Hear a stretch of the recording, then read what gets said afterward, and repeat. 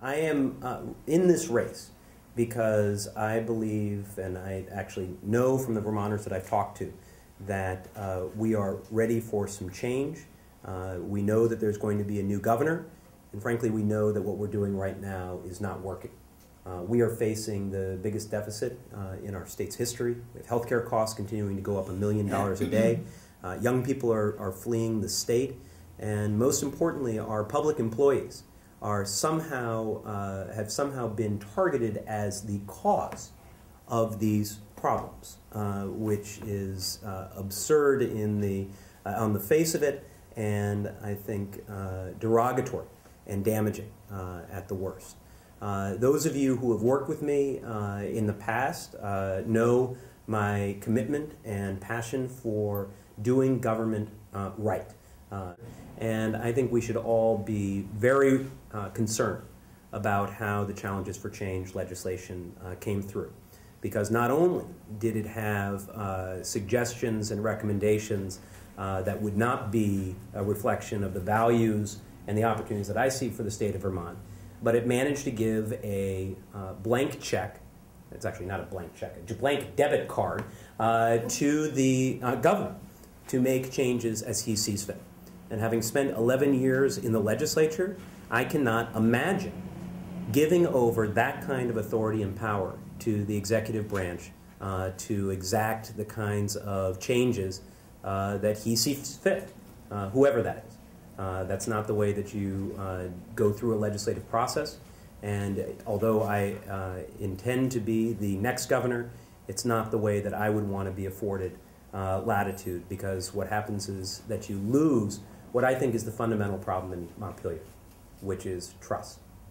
There is not trust anywhere across our state. And it's interesting because I talk to small businesses and they have lost trust. I talk to people who are working on the front lines in municipalities, they have lost trust.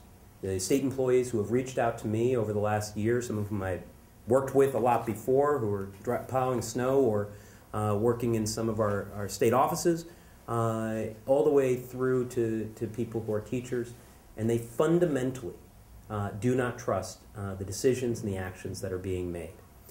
We have a moment in time where we can move our state into a much better place, where we can use technology not to try to go around bringing people on board, but to actually empower people.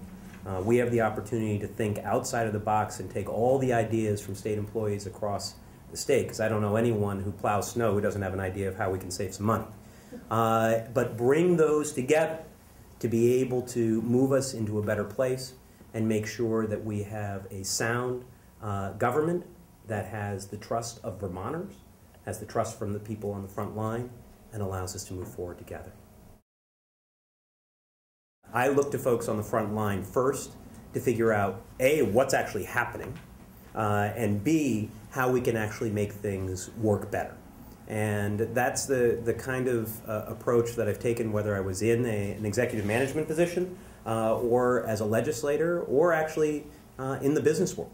So it is an ability to listen and to listen in a way where you actually move forward with the recommendations that come out of it. So I believe in transparency in general, but it helps so much for a manager to know what is the concern of the people who are out there working with that person. And it allows people to feel like that if there's enough concern around particular issues, that they can get it raised in a forum where someone is going to respond to it. Rather than the current administration, which I understand doesn't even hold cabinet meetings, much less do a systematic and open way for people to be able to ask questions and bring them forward. The final piece that I'll throw out there as an example, and you know, Connor and I have talked about this a bit, is that I came to the legislature with a proposal to save some money from the world that I'm in right now, which is Google, which is switching over to cloud computing, right? To be able to actually save money on machines so we don't have to slash and burn the frontline people who are actually out there doing the work. And it's something that's being used by cities that are larger than the state of Vermont. And you know, Connor came forward with the same kind of proposal. All of it fell on deaf ears, which led me to believe that the governor actually was more interested in demonizing people who are state employees for whatever motivation that he has. And what was also disappointing was because it wasn't in the challenges for change list, it wasn't even put into consideration by the appropriations committees that were evaluating what kinds of things that you do. I mean, it's an area that I know about just because of the world that I'm in, but it was just an example of where we could save millions of dollars, perhaps give you better tools to be able to collaborate with folks, and not have to make some of the massive cuts. And I will review this budget with a fine-tooth comb with anyone who wants to do it with me, and I know that it's been done already.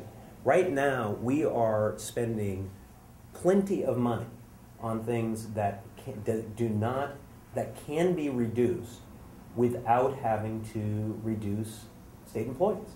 I mean, this gets back to whether it's the games with vacancy savings all the way through to contractors and temporary employees. I think there are ways that we can balance the budget without raising taxes in the near term and stay to that commitment of not reducing headcount for state employees. I mean, we have to. I mean, the example I gave in the labor forum was, we couldn't even do a reduction in property taxes through current use because we didn't have enough state employees to actually implement a change. I mean, that's absurd in a variety of levels, as you can probably imagine. But I don't see a requirement for us to raise revenues. I will stick to that commitment, and I think that there are easy ways to stick to that commitment. But the other part is that if we starve state government any further in terms of people on the front line, we're not going to be able to function as a state government. Here's my commitment. My commitment is to make sure that we have a state government that is working well, that people feel supported, and that we can move forward in a positive way. I am never going to make, as some candidates might, a no new taxes pledge, nor am I going to look for raising revenues when I don't see a solution the next year to have to cut or raise revenues again. Yeah. And I just want to be, and it's just important to be clear on that, because I want to make sure that we move forward as a state in a positive way. The Vermont State Hospital is an embarrassment. It is not an embarrassment because of the people there. It is an embarrassment because this state has known since state employees came to the committee that I sat on and gave us the early warning. We gave them authority to spend, even without doing contract, to do the safety kind of work that's necessary, and they couldn't even get that done. We need to do it. We need to do it now. And the first thing is making sure that we get off of the privatization of prisons, to make sure that if we're going to be spending all that money, and I hope prison costs will go down, right? I'm going to be the first one to say we need lower prison costs. But at the very least, if we're going to be spending that money, we should be spending it here in Vermont. Because every effort has been made by this administration to pit people who are working for the state against people who are working on the front lines in the private sector. And you know what? It's not working anymore. And we need to be able to leverage that, because it is that connection that gives me the faith that people get it. That people get it. It's their neighbors and it's their friends who are getting up at 1 in the morning to make sure our roads are safe. And those were not the people to take out the problems of the state government. Invite your comments and questions, or the comments and questions of people that you work with. We need to get started now in identifying how we make a better culture in Montpelier and a better process that we can all move forward together to move our state into a better place. And I look forward and would be honored to have your support in making that happen.